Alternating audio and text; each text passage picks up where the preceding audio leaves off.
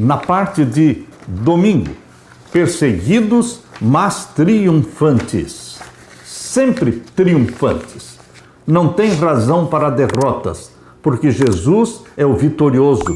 E se você e eu somos de Jesus, nós somos vitoriosos, porque ele venceu a Satanás, ele venceu a morte, ele ressuscitou, ele subiu ao céu, ele vive para sempre, e porque ele vive, nós viveremos também.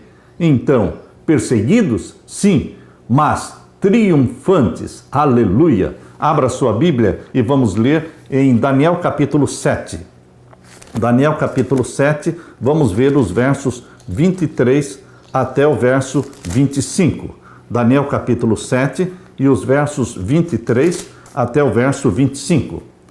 Leia comigo.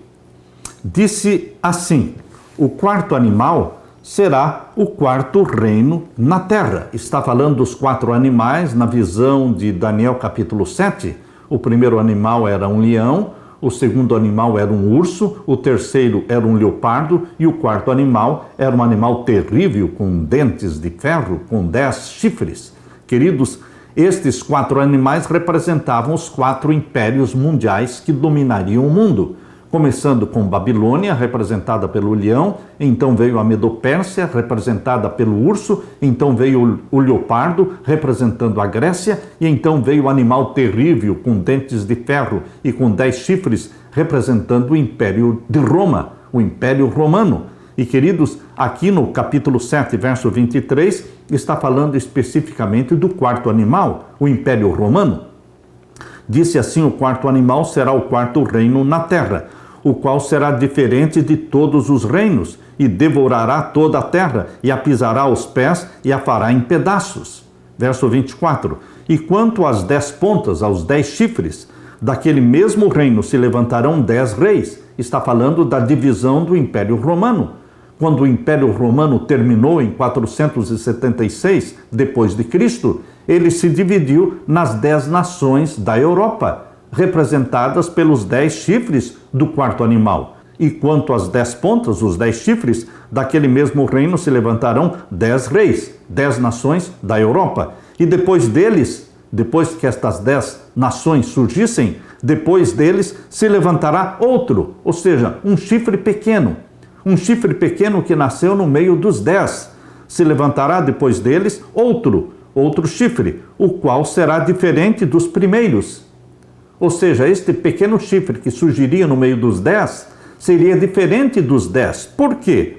Porque abaterá 3 dos reis. Ou seja, 3 daqueles 10 chifres que surgiram do Império Romano, eles seriam destruídos. Isso é o que está falando aqui, que o chifre pequeno que surgiria no meio dos 10, ele será diferente dos primeiros e abaterá a 3 reis. Queridos, 3 povos, 3 tribos bárbaras que surgiram do Império Romano tiveram que ser destruídas para que o chifre pequeno crescesse e dominasse o mundo. Quais são essas 3 tribos? As tribos arianas, que eram contrárias aos ensinos de Roma. No ano de 493, os érulos foram destruídos. No ano 534, os vândalos foram destruídos. E no ano 538, os ostrogodos foram destruídos. Estas 3 tribos foram destruídas para que o chifre pequeno crescesse e dominasse a terra.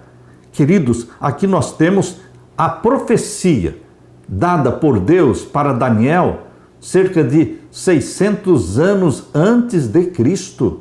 Cerca de 600 anos antes de Cristo foi dada esta profecia, mostrando aquilo que aconteceria. E aqui nós vemos no verso 25, este chifre pequeno, que destruiria os érulos, vândalos e ostrogodos, este chifre pequeno era diferente dos demais porque ele era um poder civil e religioso.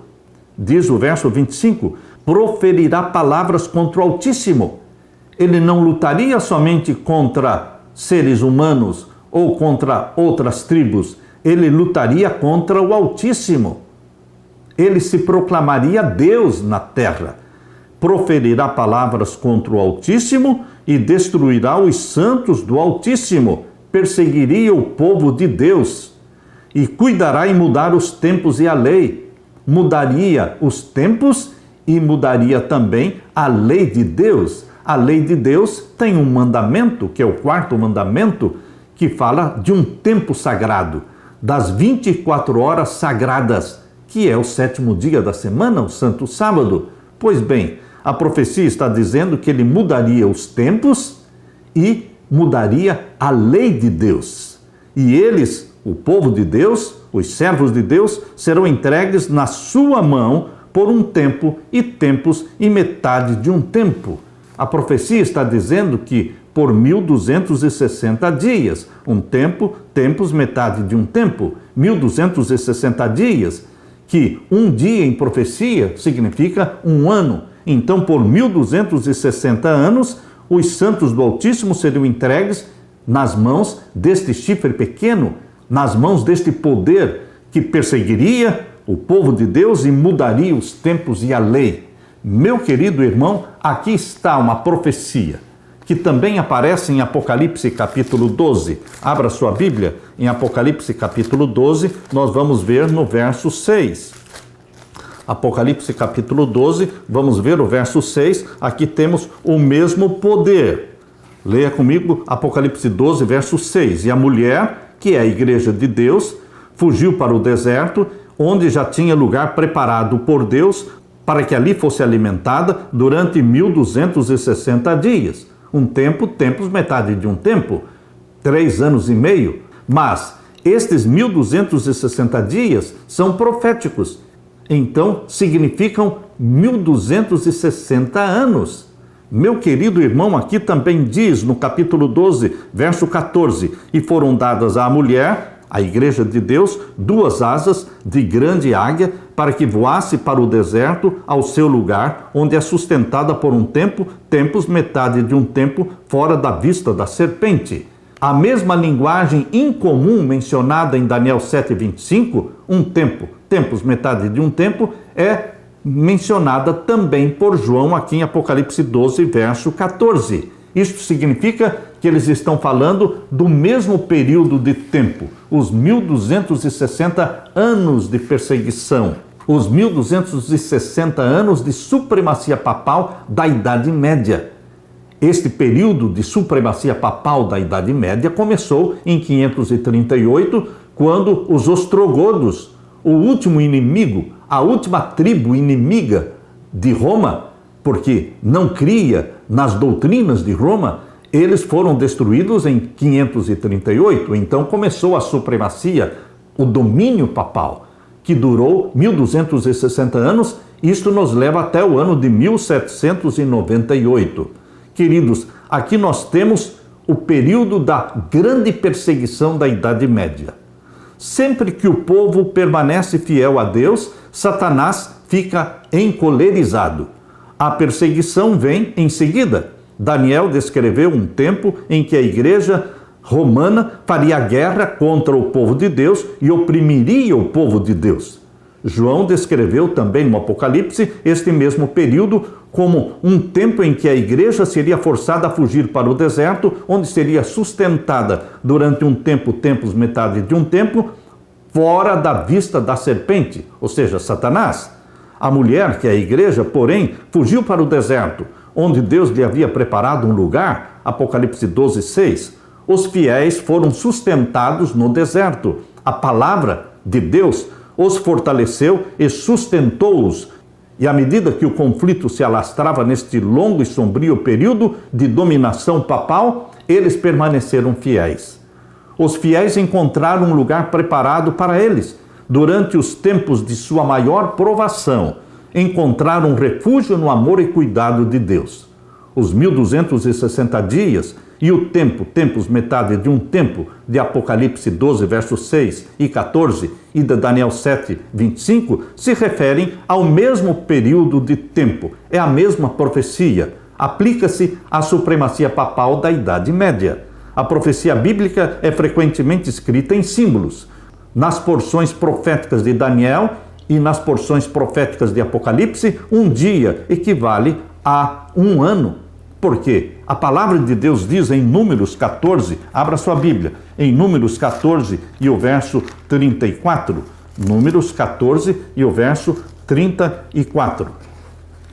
Leia comigo. Segundo o número dos dias em que espiastes desta terra, 40 dias, por cada dia 1 ano. Levarei sobre vós as vossas iniquidades 40 anos.